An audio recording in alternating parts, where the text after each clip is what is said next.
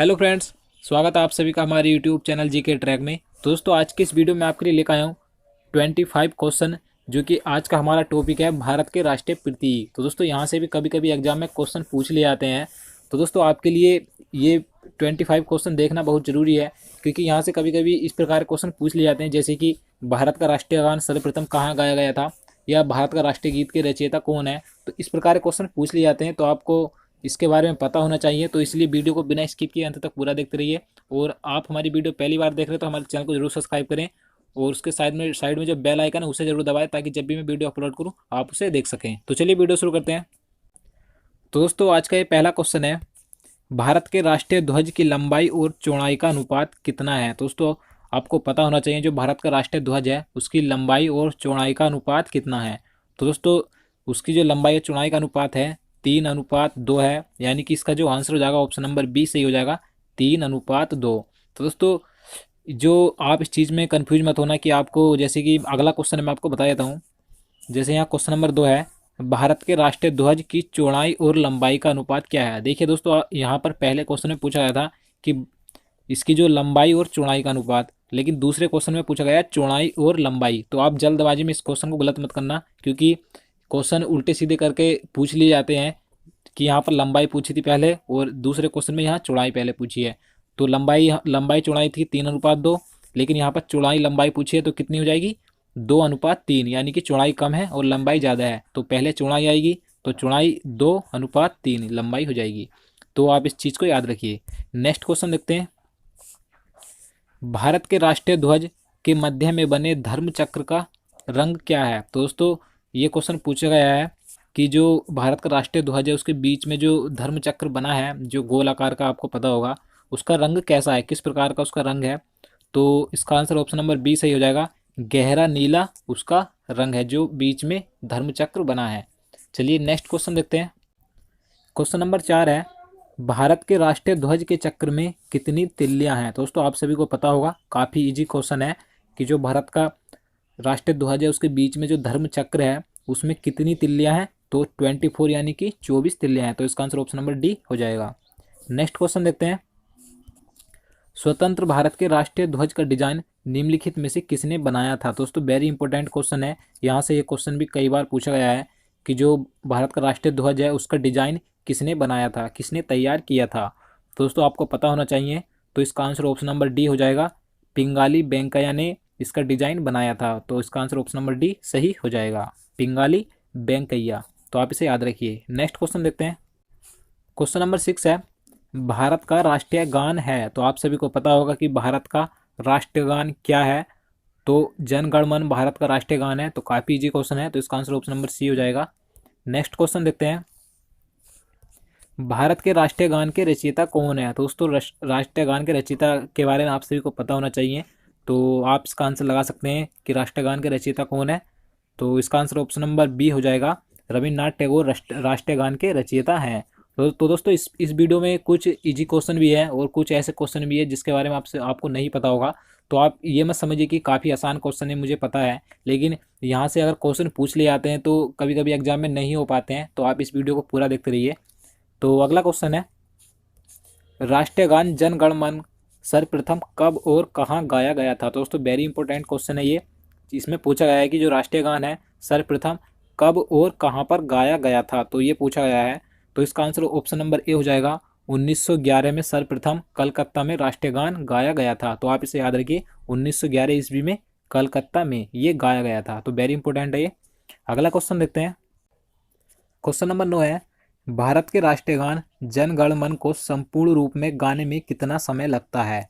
दोस्तों आपको पता होना चाहिए कि जो भारत का राष्ट्रीय गान है जन गण मन, उसे संपूर्ण रूप में गाने में कितना समय लगता है। तो 52 सेकंड का समय लगता है। तो इसका आंसर ऑप्शन नंबर बी हो जाएगा, 52 सेकंड। अगला क्वेश्चन देखते हैं, भारत का राष्ट्रीय गीत क्या है। तो आप सभी को पता होगा भारत का राष्ट्रीय गीत क्या है, वंदे मातरम भारत का राष्ट्रीय गीत है। तो इसका आंसर ऑप्शन नंबर सी हो जाएगा, वंदे मातरम। क्वेश्चन नंबर 11 है, भारत के राष्ट्रीय गीत के रचयिता कौन है। दोस्तों जैसे कि मैंने आपको पहले बताया कि भारत के राष्ट्रीय गान के रचयिता कौन है, तो बंकिम चंद्र सॉरी रविन्द्रनाथ टैगोर राष्ट्रीय गान के रचयिता हैं। लेकिन यहाँ पर पूछा गया है राष्ट्रीय गीत के रचयिता कौन है। तो राष्ट्रीय गीत के रचयिता कौन है, बंकिम चंद्र चटर्जी राष्ट्रीय गीत के रचयिता हैं। तो आप इसे याद रखिए, राष्ट्रगान के रचयिता रविन्द्रनाथ टैगोर और राष्ट्रगीत के रचयिता बंकिम चंद्र चटर्जी हैं। तो अगला क्वेश्चन देखते हैं। क्वेश्चन नंबर 12 है, भारत के राष्ट्रीय गीत के गायन की अवधि क्या है। तो दोस्तों जैसे मैंने आपको पहले बताया कि भारत के राष्ट्रीय गान की अवधि कितनी है, 52 सेकेंड। लेकिन इस क्वेश्चन में पूछा गया है कि भारत के राष्ट्रीय गीत की अवधि क्या है गाने की, तो कितनी है, 65 सेकेंड है, यानी कि 65 सेकेंड है। तो इसका आंसर ऑप्शन नंबर सी हो जाएगा, 65 सेकेंड। तो आप इसे याद रखिए। अगला क्वेश्चन देखते हैं। क्वेश्चन नंबर 13 है, भारत का राष्ट्रीय गीत वंदे मातरम सर्वप्रथम कब गाया गया था। दोस्तों इस क्वेश्चन में पूछा गया है कि भारत का राष्ट्रीय गीत सर्वप्रथम किस ईस्वी में गाया गया था। तो 1896 ईस्वी में गाया गया था सर्वप्रथम। तो इसका आंसर ऑप्शन नंबर बी हो जाएगा, 1896 ईस्वी में।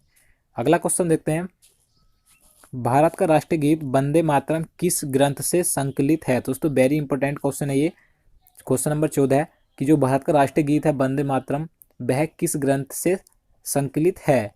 तो इसका आंसर ऑप्शन नंबर डी हो जाएगा, आनंद मठ में इसका संकलन किया गया है राष्ट्रीय गीत वंदे मातरम का। तो इसका आंसर ऑप्शन नंबर डी हो जाएगा, आनंद मठ। अगला क्वेश्चन देखते हैं।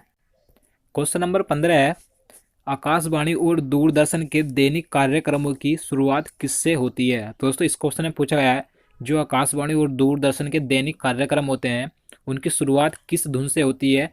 तो राष्ट्रीय गीत से शुरुआत होती है। तो इसका आंसर ऑप्शन नंबर बी हो जाएगा, राष्ट्रीय गीत। और राष्ट्रीय गीत क्या है हमारा, वंदे मातरम है। तो आपको पता होना चाहिए। और राष्ट्रीय गीत के रचयिता कौन है मैं आपको बता चुका हूँ। तो बंकिम चंद्र चटर्जी राष्ट्रीय गीत के रचयिता हैं। और राष्ट्रगान के रचयिता भी आप ध्यान रखिए, रविन्द्रनाथ टैगोर राष्ट्रीय गान के रचयिता हैं। तो नेक्स्ट क्वेश्चन देखते हैं। क्वेश्चन नंबर 16 है, सारनाथ स्थित राष्ट्रीय स्तंभ का कौन सा भाग राष्ट्रीय प्रतीक चिन्ह के रूप में लिया गया है। दोस्तों वेरी इंपॉर्टेंट क्वेश्चन है। जो सारनाथ में स्थित राष्ट्रीय स्तंभ है, जो भारत का राष्ट्रीय प्रतीक, वहाँ से लिया गया है अशोक की लाट। तो इस क्वेश्चन में पूछा गया है कि राष्ट्रीय प्रतीक के रूप में अशोक की लाट यानी कि सारनाथ स्तंभ का कौन सा भाग है। इस क्वेश्चन में ये पूछा गया है। तो सारनाथ स्तंभ का कौन सा भाग है, शीर्ष भाग है। यानी कि इसका जो आंसर हो जाएगा ऑप्शन नंबर ए हो जाएगा, शीर्ष भाग लिया गया है भारत के राष्ट्रीय प्रतीक चिन्ह के रूप में, जो कि अशोक की लाट है भारत का राष्ट्रीय चिन्ह। तो आपको याद रखना है। तो नेक्स्ट क्वेश्चन देखते हैं। भारत के राष्ट्रीय प्रतीक में निम्नलिखित में से कौन सा पशु दृष्टिगत नहीं है। दोस्तों इस क्वेश्चन में पूछा है कि जो भारत का राष्ट्रीय प्रतीक है उसमें से निम्न में से आपको बताना है कि कौन सा पशु दृष्टिगत नहीं है, यानी कि कौन सा पशु उसमें दिखाई नहीं देता राष्ट्रीय प्रतीक में। तो इसका आंसर ऑप्शन नंबर डी हो जाएगा, हिरण उसमें दिखाई नहीं देता है, जबकि सिंह यानी कि शेर और सांड और घोड़ा ये तीनों उसमें दिखाई देते हैं। तो अगला क्वेश्चन देखते हैं, भारत के राष्ट्रीय प्रतीक चिन्ह में कितने शेर दिखाई देते हैं। दोस्तों इस क्वेश्चन में पूछा गया है, जो भारत का राष्ट्रीय प्रतीक चिन्ह है उसमें कितने शेर दिखाई देते हैं, यानी कि सिंह दिखाई देते हैं। तो 3 सिंह उसमें दिखाई देते हैं। तो इसका आंसर ऑप्शन नंबर सी हो जाएगा, 3। तो अगला क्वेश्चन देखते हैं। क्वेश्चन नंबर 19 है, भारत का राज चिन्ह अशोक महान द्वारा सारनाथ में स्थापित सिंह स्तंभ से लिया गया है। इस राज चिन्ह के मूल स्तंभ में कितने सिंह हैं। तो दोस्तों इस क्वेश्चन में पूछा गया है कि इसमें कुल कितने सिंह हैं। तो 4 हैं। तो इसका आंसर ऑप्शन नंबर सी हो जाएगा। और मैं आपको बता दूं कि इससे पहले जो मैंने क्वेश्चन आपको बताया है कि भारत के राष्ट्रीय प्रतीक चिन्ह में कितने शेर दिखाई देते हैं, तो यहाँ पर पूछा है कि कितने शेर यानी कि सिंह दिखाई देते हैं। तो दिखाई देने की बात आती है तो 3 दिखाई देते हैं, लेकिन मूल रूप से कितने हैं स्तंभ में, 4 सिंह हैं, यानी कि 4 शेर हैं। तो आप इसे याद रखिए। नेक्स्ट क्वेश्चन देखते हैं। क्वेश्चन नंबर 20 है, भारत के राष्ट्रीय संबंध के रूप में किस संबंध को मान्यता दी गई है। दोस्तों भारत पूछा गया है कि भारत का राष्ट्रीय संबंध कौन सा है जिसे संबंध के रूप में मान्यता दी गई है। तो इसका आंसर ऑप्शन नंबर बी हो जाएगा, शक संबंध को मान्यता दी गई है राष्ट्रीय संबंध के रूप में। तो इसका आंसर ऑप्शन नंबर बी हो जाएगा, शक संबंध। नेक्स्ट क्वेश्चन देखते हैं। क्वेश्चन नंबर 21 है, शक संबंध पर आधारित राष्ट्रीय पंचांग प्रथम मास होता है। तो दोस्तों इस क्वेश्चन में आपको बताना है कि शक संबंध पर आधारित जो राष्ट्रीय पंचांग है उसका प्रथम महीना कौन सा होता है। तो चैत्र का महीना होता है प्रथम। तो इसका आंसर ऑप्शन नंबर ए हो जाएगा, चैत्र। अगला क्वेश्चन है, शक संबंध पर आधारित राष्ट्रीय पंचांग का अंतिम मास होता है। तो दोस्तों इस क्वेश्चन में अब आपको अंतिम महीना बताना है कि शक संबंध पर जो आधारित राष्ट्रीय पंचांग है उसका अंतिम महीना कौन सा होता है। तो फाल्गुन अंतिम महीना होता है। तो इसका आंसर ऑप्शन नंबर डी हो जाएगा, और प्रथम चैत्र का होता है। तो आप इसे याद रखिए। अगला क्वेश्चन है, क्वेश्चन नंबर 23 है, भारत का राष्ट्रीय पशु क्या है? तो आप सभी को पता होगा, वेरी इजी क्वेश्चन है ये। तो भारत का राष्ट्रीय पशु क्या है? बाघ है, ना कि चीता। आप इस चीज़ को मत लगाइए अगर आपको चार ऑप्शन में चीता देता है और या सिंह देता है। जो राष्ट्रीय पशु है बाघ है। नेक्स्ट क्वेश्चन देखते हैं। बाघ से पूर्व भारत का राष्ट्रीय पशु क्या था? तो दोस्तों इस क्वेश्चन में पूछा गया था कि जो हमारा इस समय वर्तमान में राष्ट्रीय पशु है बाघ, उससे पहले भारत का राष्ट्रीय पशु क्या था? तो आपको पता होना चाहिए। तो उससे पहले जो हमारा राष्ट्रीय पशु था क्या था? सिंह था, यानी कि शेर। तो नेक्स्ट क्वेश्चन देखते हैं। क्वेश्चन नंबर 25 है, भारत का राष्ट्रीय पक्षी है। तो आप सभी को पता होगा भारत का राष्ट्रीय पक्षी क्या है? मयूर, यानी कि मोर है। तो इसका आंसर क्या हो जाएगा? ऑप्शन नंबर ए हो जाएगा, मयूर।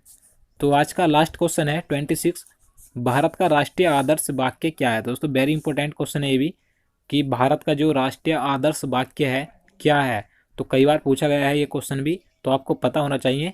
तो सत्यमेव जयते भारत का राष्ट्रीय आदर्श वाक्य है। तो इसका आंसर क्या हो जाएगा? ऑप्शन नंबर ए हो जाएगा, सत्यमेव जयते।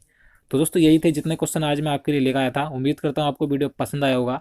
तो दोस्तों अगर आप इसी तरह के और आगे वीडियो चाहते हैं तो हमारे चैनल को जरूर सब्सक्राइब करें। साथ ही में उसके साइड में जो बेल आइकन है उसे जरूर दबाएं। तो दोस्तों मिलते हैं नेक्स्ट वीडियो में, तब तक के लिए नमस्कार।